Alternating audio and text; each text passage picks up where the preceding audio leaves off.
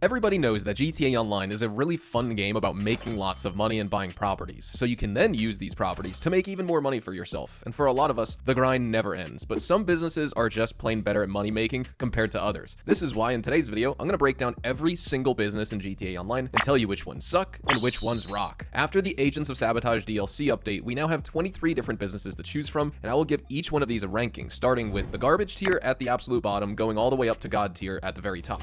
Starting things off at the bottom of our list, we have the document forgery office, which is undeniably garbage tier. Not only does this business make an abysmal $20,000 per hour with equipment and staff upgrades, but the locations are also trash as they're really far from most of your other activities that you'll be doing in this game. The Textile City document forgery office is kind of decent, but it costs $1.2 million, which is definitely not worth the abysmal returns that you'll be getting by purchasing it. I wouldn't even recommend this business to beginners because there are far better ways to make money that don't require nearly the same amount of time investment. At number 2, we've got the Arena Workshop, and I believe this one also belongs in the garbage tier unless you really like the Arena War game modes for some reason, in which case it might be more valuable to you. The only real benefit though of purchasing the Arena Workshop outside of the money-making activities itself is that you get the 30-car garage and the on-site mechanic to customize all your Arena War vehicles. The Arena War itself is pretty bad for money-making, even when it's paying double cash. One tier up from the garbage tier is the bad tier, and these ones are slightly better than the last two in terms of total payout and quality of content, but I'd still advise against them if you're a serious grinder because they're just not worth the time investment. Take, for example, the high-end apartment, which gives you access to the 5 OG heists. These did get a payout buff in 2022, but they still aren't worth your time unless you're a new player and have literally never played them before. Even then, you can just get into a party for these heists and don't have to actually own a high-end apartment unless you're the one hosting. For new players, this is definitely not a purchase you want to waste your money on just for the sake of doing the heists. Obviously, you want a bunch of high-end apartments for the garage access and things like that, but for money-making potential, I'm relegating it here to the bad tier.